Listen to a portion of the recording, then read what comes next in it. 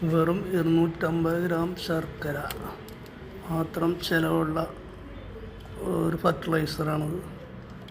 എല്ലാ ന്യൂട്രിയൻസും ഇതിനകത്തുണ്ടാകും. ഇത് നമ്മൾ കളയുന്ന പറമ്പിലുള്ള എല്ലാ പുല്ലുകളും പറിച്ചിട്ട് അത് ബക്കറ്റിൽ ഒരു 15 ലിറ്റർ ബക്കറ്റിലിട്ടിരിക്കുന്നത്. 15 ലിറ്റർ ബക്കറ്റിൽ ഏതാണ്ട് 250 ഗ്രാം ശർക്കര ആവശ്യമുള്ളൂ. ശർക്കര പൊടിച്ചിടുക. പുല്ല് പറിക്കുമ്പോൾ അധികം ഫംഗസ് ഒന്നും ഇല്ലാത്ത പുല്ല് നോക്കി വേണം പറിക്കാൻ. നല്ല ഗ്രോത്തുള്ള നല്ല വളർച്ചയുള്ള പുല്ലുകൾ നോക്കി പറിക്കുക. വേരടക്കം പറിച്ചെടുക്കുക. അതിൻ്റെ വേരിലുള്ള മണ്ണും കളയരുത്.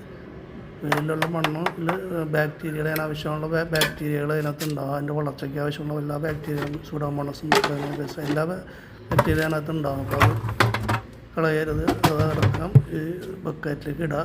ഇപ്പോൾ വെറ്റിങ് പുല്ലൊക്കെ ഒന്ന് കട്ട് ചെയ്തിടുക. ചെറുതായിട്ടൊന്ന് കട്ട് ചെയ്തിടുക. അപ്പോൾ പെട്ടെന്നത് ഫെർമെൻറ്റേഷൻ ആകും. കാലത്ത് വെച്ച് വൈകിട്ട് വൈകിട്ട് അപ്പോഴേ നൊര വന്നു തുടങ്ങി, ഇങ്ങനെ പതകളൊക്കെ വന്നു തുടങ്ങി. കാലത്തിട്ട് വെച്ചതാണ്. അപ്പോൾ വൈകിട്ട് ഞാൻ തുറന്ന് നോക്കുമ്പോഴേക്കും കണ്ടപ്പോൾ അതൊക്കെ വന്നിരിക്കുന്നത്. പുല്ലൊക്കെ അതിന് മുകളിൽ പൊന്തി നിൽക്കുകയായിരുന്നു. അതൊക്കെ വീണ്ടും ഒന്ന് വല്ല കമ്പ് വെച്ച് കുത്തി താഴ്ത്തി വയ്ക്കുക. പൊന്തി നിൽക്കാതിരിക്കുക. വെള്ളത്തിനടിയിൽ താഴ്ന്ന് നിൽക്കുന്ന രീതിയിൽ എല്ലാ ദിവസവും കഴിഞ്ഞാൽ അതിപ്പോൾ രണ്ടാമത്തെ ദിവസമാണിത്. രണ്ടാമത്തെ ദിവസം ഞാനത് ഇതെടുത്ത് ഇപ്പോൾ രണ്ടാമത്തെ ദിവസമാണ് അത് കാണുന്നത്. രണ്ടാമത്തെ ദിവസം നോക്കിയപ്പോൾ നല്ലോണം പതൊക്കെ വന്നിട്ടുണ്ട്. അപ്പോൾ അതിൽ നിന്ന് ഒരു പാത്രം എടുത്തിട്ട് ബക്കറ്റിൽ ഒഴിച്ച് 4 ലിറ്റർ ഉണ്ട്. ഒരു 4 ലിറ്ററോളം വെള്ളമുണ്ടത്. അതിനടുത്ത് ഈ ബക്കറ്റിലേക്ക് ഒഴിച്ചിട്ട് നല്ല ശുദ്ധവെള്ളം അതിനകത്ത് ഒഴിക്കുക. Chlorine water ഒഴിക്കരുത്. ശുദ്ധവെള്ളം ഒഴിച്ച് ഇരട്ടിയാക്കുക. 15 ലിറ്ററോളം അതിനകത്തുണ്ട്. ഈ ഒരു ബക്കറ്റ് കൊണ്ട് ഞാൻ എൻ്റെ എല്ലാ ഡ്രാഗൺ ഫ്രൂട്ടിനും ഇതുപോലെ സ്പ്രേയർ ഒരെണ്ണം മേടിക്കുക. സ്പ്രേയർ നല്ലതാണ്. ഈ സ്പ്രേയർ ഉണ്ടെങ്കിൽ നമുക്ക് വളരെ ഈസി ആയിട്ട് പ്ലാന്റിൻ്റെ എല്ലാ ഭാഗത്തും അതിൻ്റെ മരുന്ന് എടുക്കുന്ന സമയത്തായാലും ഫെർട്ടിലൈസർ എടുക്കുന്ന സമയത്തായാലും സ്പ്രേ ചെയ്യാനായിട്ട് എല്ലാ ഭാഗത്തും സ്പ്രേയറിലാണ്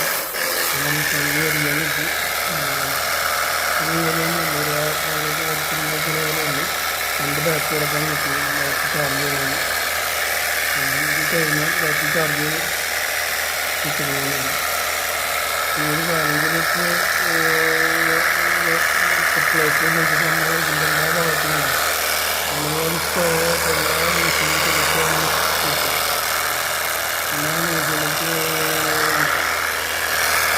നമുക്കിപ്പോൾ വേറെ വളങ്ങളൊന്നുമില്ല. വരുമ്പോൾ നമ്മുടെ പറമ്പിലെ പുല്ലുകളാണ്. അങ്ങനെ വളർന്നു നിൽക്കുന്ന പുല്ലുകൾ, പച്ചപ്പുല്ലുകൾ, ശർക്കര മാത്രമേ അതിനകത്ത് കിട്ടുള്ളൂ. പിന്നെ നമ്മുടെ പഴച്ചൊരുന്നവരൊക്കെ അതുപോലെ ഇപ്പോൾ 2 ദിവസങ്ങളിലായി വളരാൻ മാറും. അപ്പോൾ ഇതിനിപ്പോൾ ഒരു 4 ദിവസം എടുത്തിട്ട് ഒരു മിസ്റ്റേക്ക് ആക്കിയാലുണ്ട്.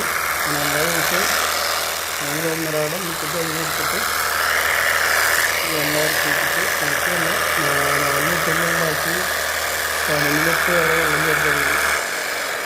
നല്ല ശുദ്ധമായ വെള്ളം ചേർക്കുക.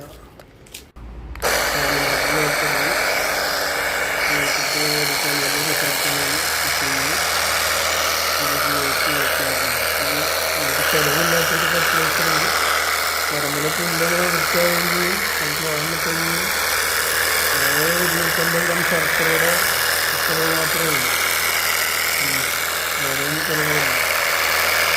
ഈ പുല്ലുകളിലൊക്കെ അടങ്ങിയിരിക്കുന്ന ന്യൂട്രിയൻസെല്ലാം ഈ വെള്ളത്തിലാണ് ഒഴിച്ച് വെക്കും. ചെടികൾക്ക് ആവശ്യമുള്ള എല്ലാ പാകത്തിനുള്ള എല്ലാ ന്യൂട്രിയൻസും അതിനകത്തുണ്ടാകും. എന്നാൽ ഇതിൻ്റെ ഉപയോഗത്തിൽ ബാക്ടീരിയകളും ഉണ്ടാകും. ഇതിനാവശ്യമുള്ള ബാക്ടീരിയ വളം ചെടികൾക്ക് തേങ്ങയുള്ള സൂഡോമോണസ് പോലെയുള്ള എല്ലാ ബാക്ടീരിയ നമുക്കുണ്ടാകും. അപ്പോൾ അതും ഫെർമെൻറ്റേഷനായിട്ട് അതും ഡെവലപ്പ് ഇതൊക്കെ അതിനെ സ്പ്രേ ചെയ്ത് കൊടുത്താൽ പിന്നെ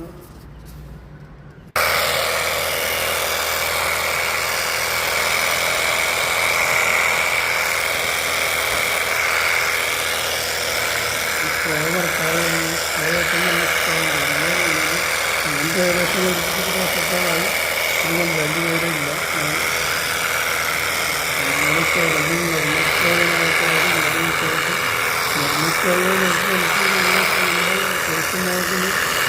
കവർ ചെയ്യുന്നു. ബാക്കി ഒരു ദിവസം നമ്മുടെ ശരീരത്തിന് സ്വാധീനം കുളിക്കുന്നതിന് മുമ്പ് അടിക്കുക.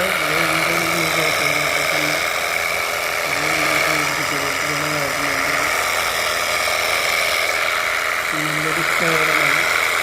നമ്മുടെ ടെറസിൻ്റെ മുകളിലും താഴെയുള്ള എല്ലാ പ്ലാന്റുകൾക്കും ഒറ്റ ഘട്ടത്തിൽ ഫെർട്ടിലൈസർ ചെയ്തിട്ട് എല്ലാത്തിനും സ്പ്രേ ചെയ്യണം. ധാരാളം അത് ഫെർട്ടിലൈസറിലും എല്ലാം ഞാൻ നിൽക്കും. ടെറസിൻ്റെ മുകളിലും താഴെയുള്ള പ്ലാന്റ് എല്ലാം ജാൻസൈറ്റ് പ്ലാന്റുകൾക്ക് ഞാൻ മനസ്സിലാക്കുന്നത് മനസ്സിലാക്കുന്നത് പുതിയ പുതിയ പ്ലാന്റ് വളരെ